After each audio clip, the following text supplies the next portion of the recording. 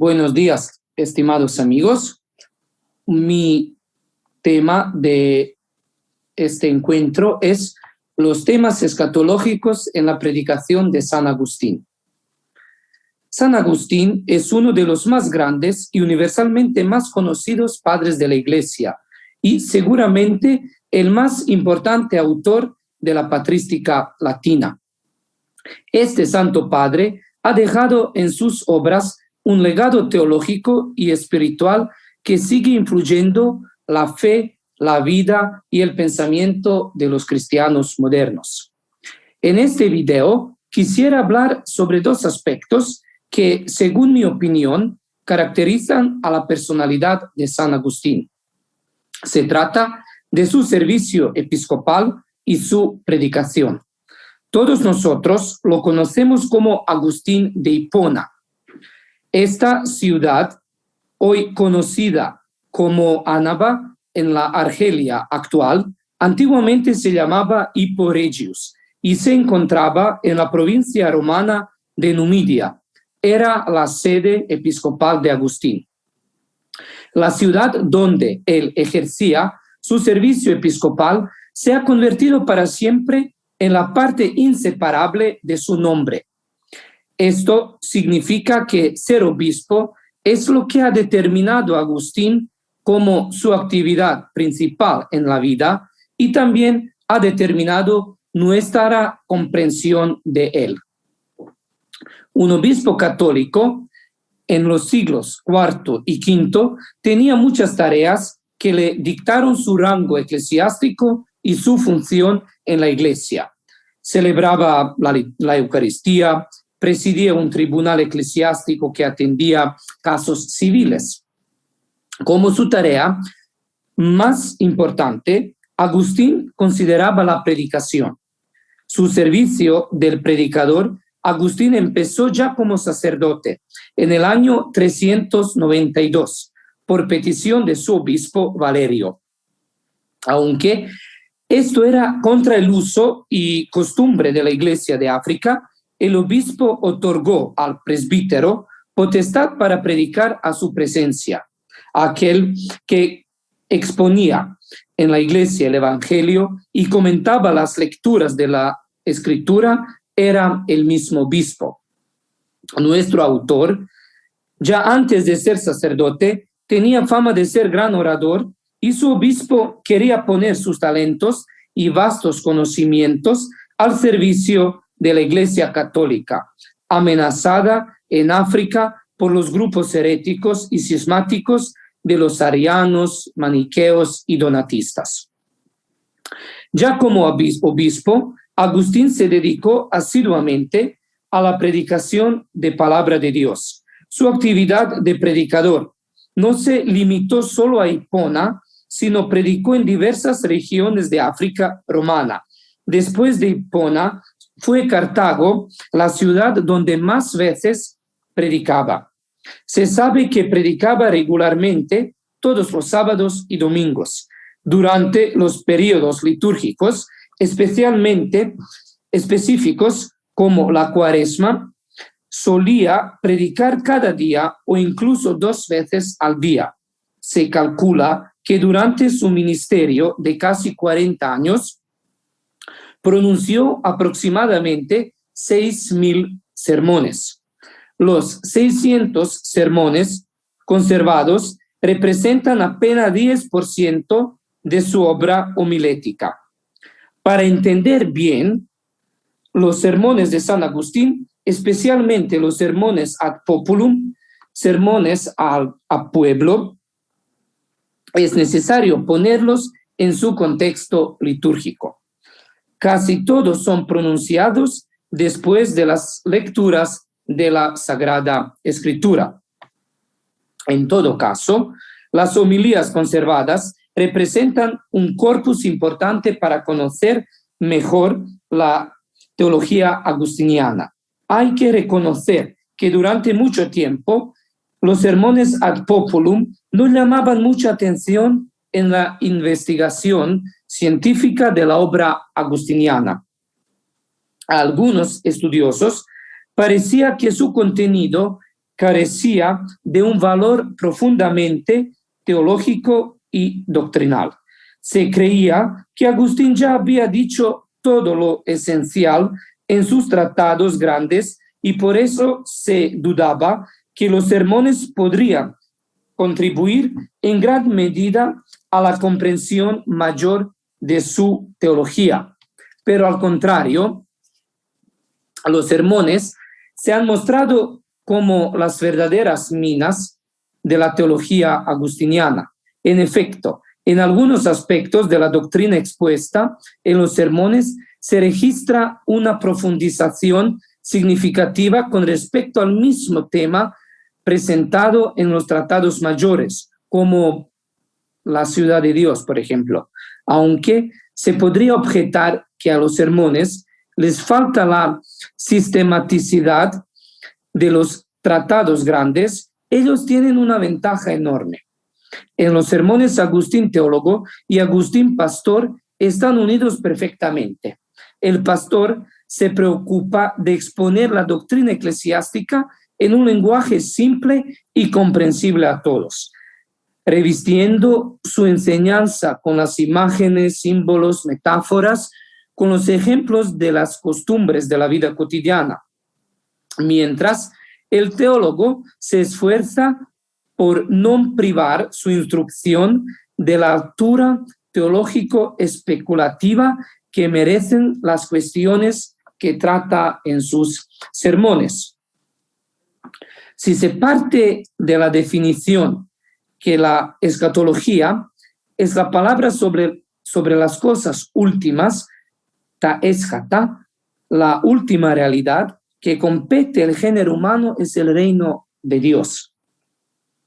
Por eso, se puede decir que la escatología es ante todo la palabra sobre el reino de Dios, donde se puede encontrar la enseñanza más desarrollada y elaborada de un obispo sobre el reino de Dios, sino en sus sermones.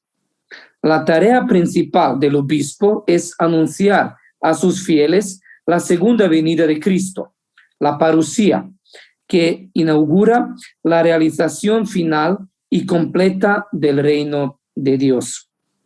En este sentido, no debe sorprender el hecho que en los sermones al pueblo del obispo de Hipona aparecen en casi cada página los temas escatológicos.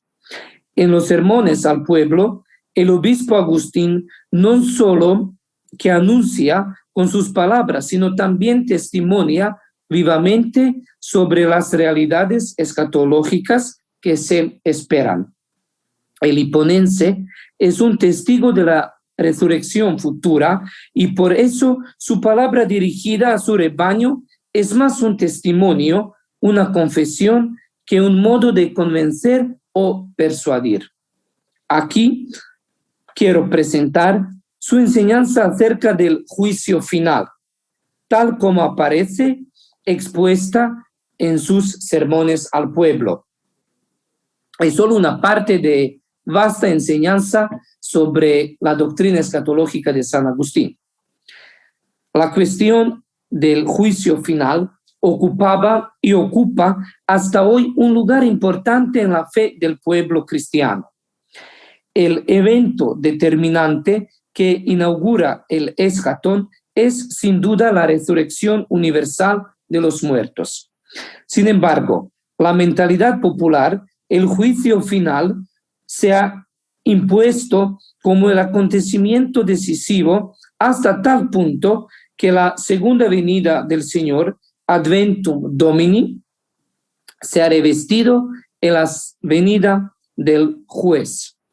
Este hecho se hace más evidente cuando la alegría con la cual la primera comunidad esperaba la segunda venida del Señor cedió en los siglos posteriores su lugar al miedo, al temor, al susto del juicio venidero.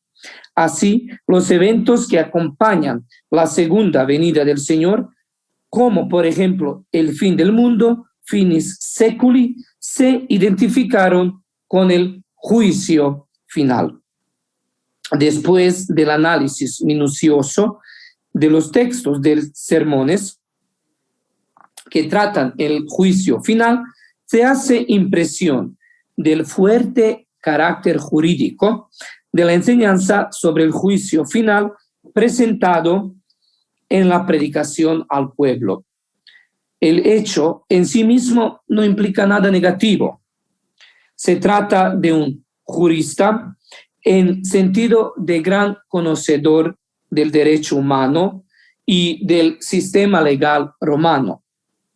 Entonces, su aproximación al tema no es la aproximación árida de un legalista que antepone a cualquier otra consideración la aplicación estricta de la ley.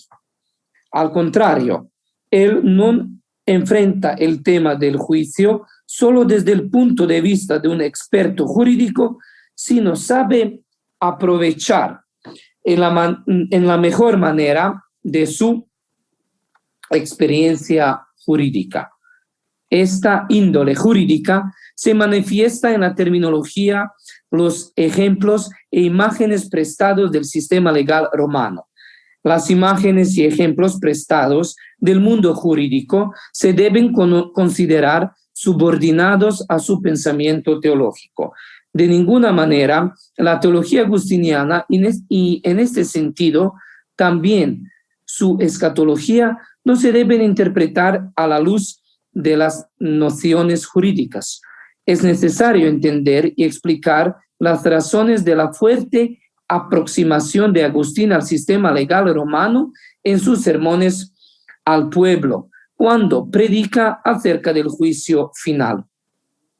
Sobre todo porque este método se diferencia mucho de aquel del De Civitate Dei, de la ciudad de Dios, el libro 20, donde ante nosotros tenemos a un exegeta. En los sermones, el obispo debe afrontar un gran desafío: cómo y en qué modo explicar y acercar a sus fieles un misterio de la fe así difícil a comprender en cuanto escapa de la experiencia humana. Se dirige a los fenómenos e imágenes conocidos por los fieles. Entonces, la familiaridad de su auditorio con la realidad relacionada con el tribunal romano le imponía el mismo modo de predicar y enseñar sobre el juicio final. Por lo tanto, la experiencia del tribunal era la clave interpretativa por la cual se decide el predicador. La gente de la época de Agustín, como también sus fieles, tenía la experiencia más viva, casi cotidiana, de los tribunales. En los mismos sermones pueden individualizarse las fuentes de donde el predicador construía su enseñanza sobre el juicio. Son los cuentos evangélicos que narran el juicio de Cristo ante Pilato. Es interesante notar que el predicador los conecta con el juicio escatológico al final de los tiempos. Dice Agustín en el sermón 299, ha de venir a juzgar. No volverá para ser juzgado, pero sí para juzgar a vivos y muertos, como sabemos y creemos. No volverá para ser juzgado, pero sí para juzgar a vivos y muertos.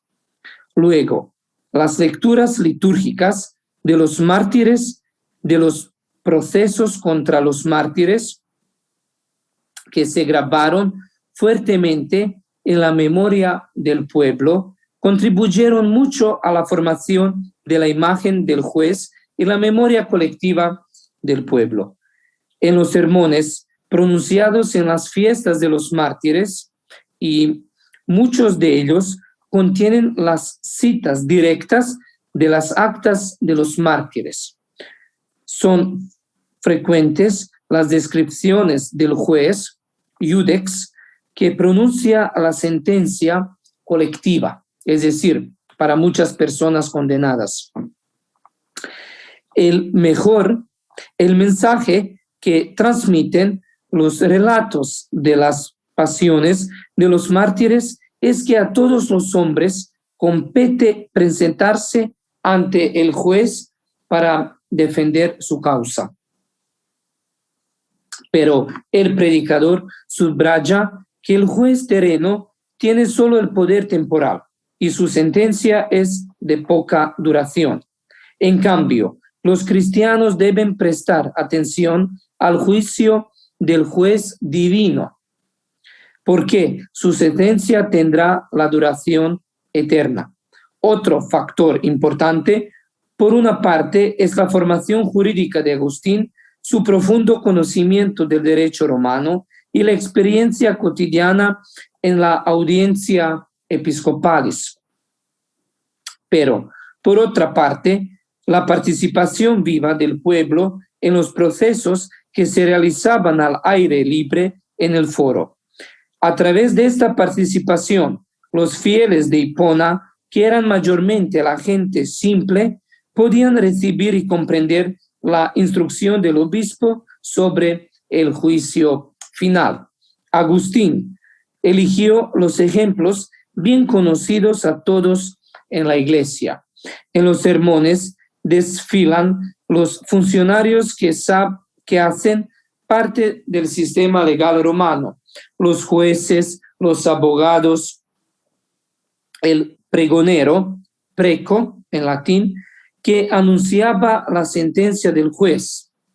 El pregonero ejercía un oficio subalterno en el tribunal romano, pero visible, audible y por eso muy útil para instrucción de los fieles, los asesores, los testigos y el verdugo.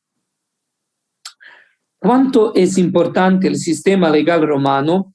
Para poder entender su enseñanza sobre el juicio final, se muestra claramente en la descripción más larga ofrecida en los sermones del acto de pronunciar la sentencia última del juicio final.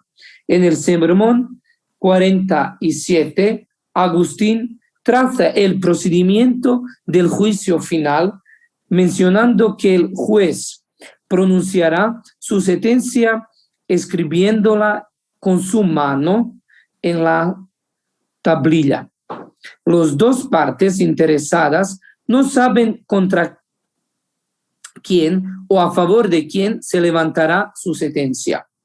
De este secreto del juez proviene el nombre de secretarium, es decir, el lugar donde se decide la sentencia.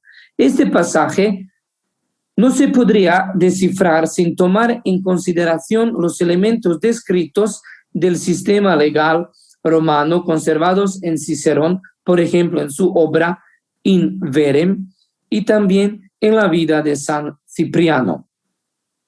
Pero Agustín añade a esta imagen jurídica de juez escatológico que escribe la sentencia con su propia mano una imagen bíblica prestada del Salmo 94. El juez de arriba será nuestro Dios y nosotros somos su rebaño y las ovejas de sus manos. Aquí Agustín, el pastor, supera al jurista porque Dios es antes de todo nuestro creador que quiere salvar su creación y no condenarla. Amenaza para motivar al hombre a cambiar su vida es mejor para evitar la condenación eterna. Por lo tanto, su mano es la mano paterna. Un aspecto que ocupa un lugar significativo en la predicación de Agustín es la persona del juez futuro.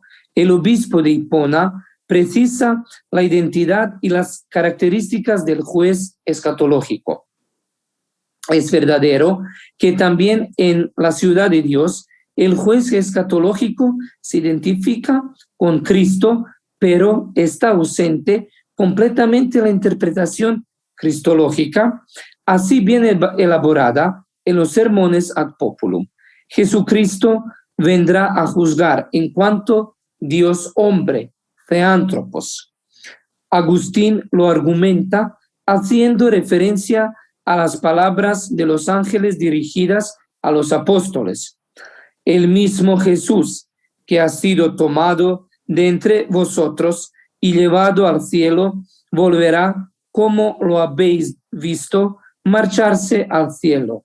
Así vendrá, pues, de la misma manera que subió al cielo, dice en el sermón 277. El predicador insiste en el hecho que vendrá en la misma naturaleza en la cual ha sido juzgado. Cristo, cuando viene como el juez, en su naturaleza humana, será visible a todos resucitados para el juicio.